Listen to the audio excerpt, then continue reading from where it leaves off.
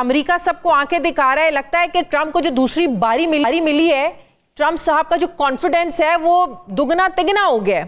तो क्या ये ओवर कॉन्फिडेंस की तरफ जा रहे हैं डोनाल्ड ट्रंप साहब और अपने ही लोगों को आंखें दिखा रहे हैं, टैरिफ लगा रहे हैं, एक नई तिजारती जंग छेड़ दिया उन्होंने मुशाहिद साहब? एक चीज तो वाज़ेह रहे कि सदर ट्रंप इस वक्त उस अमेरिका की सदारत कर रहे हैं, उस अमेरिका के लीडर हैं जो अमेरिका जवाल पर है। जो अरूज पर अमेरिका था वो तब्दील हो चुका है। 20 साल 25 साल पहले की बात करते थे लोग, वाहिद सुपर पावर की। अब आपने कहा कोई पावर है जो आंखें दिखा रहा है। चाइना उनको आंखें दिखा रहा है, रशिया उनको आंखें दिखा रहा है, ईरान उनको आंखें दिखा रहा है। तो दुनिया एक तब्दील हो चुकी है। वाहिद सुपर पावर अमेरिका नहीं रहा। खुद अमेरिका के वजीर खारजा मार्को रूबियो ने क्या कहा था पहली स्टेटमेंट में 20 जनवरी को कि we live in a multipolar world, कि अब दुनिया यूनिपोलर नहीं रही। और दूसरा मसला उनका ये रहा है कि उन्होंने जो टैक्स सिस्टम बनाया है सरमायादारी निजाम में, अमीरों के टैक्स काफी काटे हैं, तो उनके पास तो रेवेन्यूज का बड़ा इशू रहा है। इसलिए वो जबरदस्ती पैसा बहाना बनाया टैरिफ्स का, लेकिन असल में तो अमेरिका की मईशत का एक बुहरान है क्योंकि वो जंगजू इकोनॉमी है। और इसलिए आपने देखा कि $2 खरब उन्होंने जबरदस्ती कहा है यूएई और सऊदी अरेबिया को कि वो इन्वेस्ट करें अमेरिका में जाके। तो ये बुनियादी चीज है। और इस वक्त दुनिया का आलमी सबसे बड़ा तजारती मुल्क अमेरिका नहीं रहा, वो चीन है। मुशाहिद साहब, इससे आप ट्रंप के जवाल की तरफ देख रहे हैं हालात को या अमेरिका के जवाल की तरफ? इससे तो एक और मैसेज मिलता है ना कि अमेरिका किसी का दोस्त नहीं है। आप देखें कनाडा को भी आंखें दिखाने से गुरेज नहीं करता, और हम जो ववेला मचाते थे कि हमें प्रायोरिटी नहीं दी जाती, इंडिया को दी जाती है, टैरिफ उधर भी लग रहे हैं। तो अमेरिका तो किसी का दोस्त नहीं है। हमें तो ये बात 20-25 साल पहले पता चल गई थी। हमने अमेरिका का साथ भी दिया, उनकी हमायत भी की, सर जंग में किया, चीन की सुलह भी उनसे करवाई, अफगान जंग में भी उनके साथ दिया, हर दफा दिया। हमें तो हर दफा उन्होंने लेट डाउन किया था। हमें तो ये बात पाकिस्तान को तो कम से कम मालूम थी, पाकिस्तानी अवाम को मालूम थी। शायद हमारे हुक्मरानों को ये पूरी तरह पता नहीं रहा क्योंकि उनका अभी तक लव अफेयर चलता रहता है अमेरिका से, लेकिन ये बात तो हमें तो मालूम थी। अब दुनिया को भी मालूम हो गई है कि अमेरिका एक रिलायबल साथी, रिलायबल हलीफ नहीं है, और वो सिर्फ और सिर्फ एक अपने खुदगर्ज तरीके से अपने जो मकासद हैं, अपने मफादात है, उसको तरजीहात देता है। तो अच्छी बात हुई है कि अब आप देखेंगे जो अलायंसेस बनाए थे वो बिखर रहे हैं। चीन को इससे ज्यादा फायदा होगा। 193 मुल्क दुनिया के 193 मेंबर्स हैं यूएन के, उसमें से 140 ममालिक की इस वक्त तजारत चीन के साथ ज्यादा है बनिस्बत अमेरिका के साथ। तो चाइना को फायदा होगा इसका, और दुनिया आपस में तजारत जो है हमारे इलाके में भी और इलाकों में भी बाहमी तजारत बढ़ेगी। तो ये बड़ा वाज़ेह सबक मिल गया सबके लिए। तो एलन मस्क की जो इस पर उनकी इंटरफेरेंस पर बड़ी तनकीद हो रही है कि ज़रूरत से ज़्यादा खुले हाथ दे दिए हैं, ज़रूरत से ज़्यादा एलन मस्क की जो है वो इंटरफेरेंस बढ़ा दी है डोनाल्ड ट्रंप ने। इसको आप कैसे देखते हैं? पैसे के जोर पे सब कुछ? मैं समझता हूँ कि एलन मस्क का रोल मुस्बत है मेरे ख्याल में। एलन मस्क एक कामयाब बिजनेसमैन है, और अमेरिका की जो ब्यूरोक्रेसी है, अमेरिका का जो गवर्नेंस सिस्टम है, वो अंदर से जंग लग गया है, खोखला हो चुका है, गवर्नेंस पुअर है। और उनके अंदर अगर आप अमेरिका, मैं तो जाता रहता हूँ, आपने भी देखा होगा, मैं रिसेंटली आई हूँ।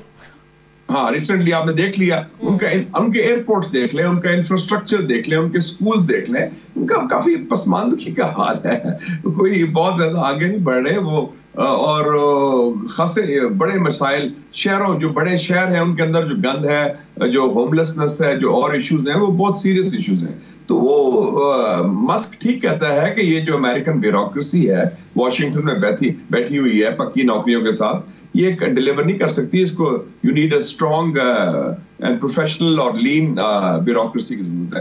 तो मस्क के मैं व्यू से एग्री करता हूँ ये, बल्कि हमें पाकिस्तान में भी इलॉन मस्क की जरूरत है। हमारा भी जंग लगा हुआ है सिस्टम में, गवर्नेंस का, ब्यूरोक्रेसी का, लाल फीते का। अवाम की खिदमत तो नहीं कर रहे ना लोग ब्यूरोक्रेसी। पाकिस्तान में भी पाकिस्तान के लिहाज से बड़े एलन मस्क हैं, लेकिन आप वो देखें वो क्या कर रहे हैं। वो पाकिस्तानी एलन मस्क भी बहुत बैठे हुए हैं यहाँ पे।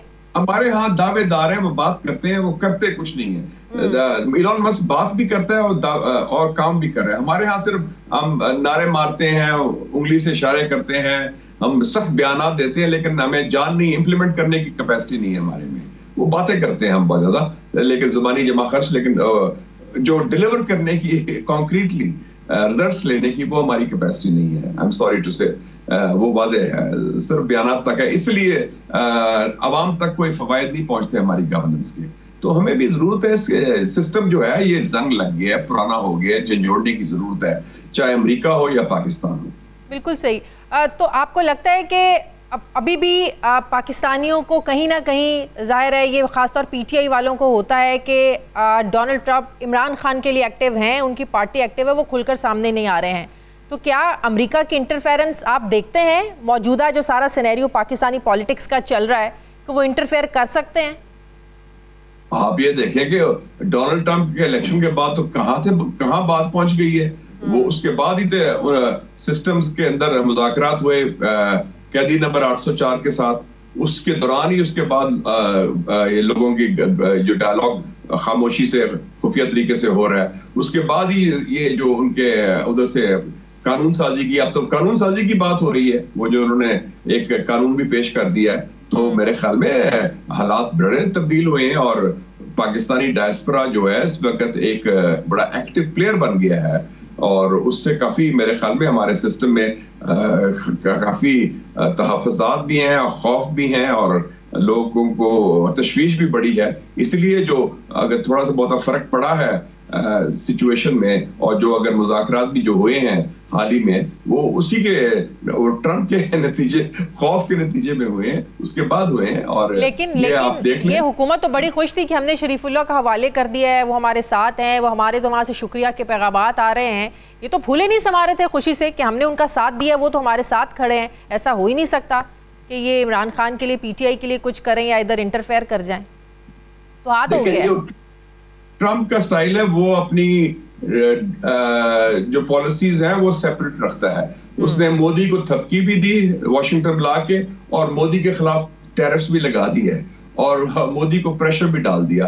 तो वो कोई वो अलग बात है, वो अलग बात है। वो हमारी जो सिक्योरिटी एस्टेब्लिशमेंट है, उसके पिछले 50-60 सालों से अमेरिका की सिक्योरिटी एस्टेब्लिशमेंट के साथ एक खास खसूसी दरीना ताल्लुकात है, और वो कभी टूटे नहीं हैं, और वो कायम रहे हैं हर दौर में, हर हुकूमतों में, चाहे अमेरिका में तब्दीली आए या पाकिस्तान में तब्दीली आए, वो अपनी जगह कायम है, और अब भी कायम हैं और कायम रहेंगे, क्योंकि वो उनके मुश्तरका मफादात भी हैं और एक पुराना कुर्बत और ताल्लुक भी है।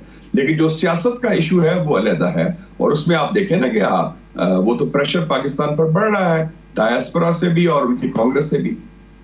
तो इसका आप एंड रिजल्ट क्या देखते हैं, इमरान खान का जेल से बाहर आना?